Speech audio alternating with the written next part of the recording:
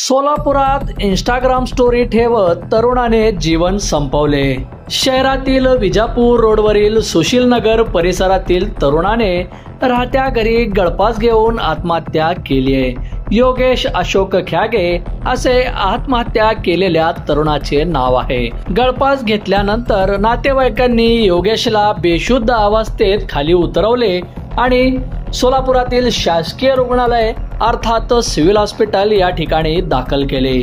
मात्र उपचारापूर्वीच डॉक्टरांनी त्यास मयत घोषित केले।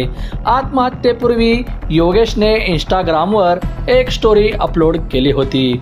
आत्महत्येपूर्वी सर्वांच्या मनातून उतरून जायचं आहे, जेणेकरून मी मेल्यानंतर कोणी माझी आठवण नाही काढली पाहिजे, अशा आशयाची पोस्ट त्याने इंस्टाग्रामवर शेअर केली होती।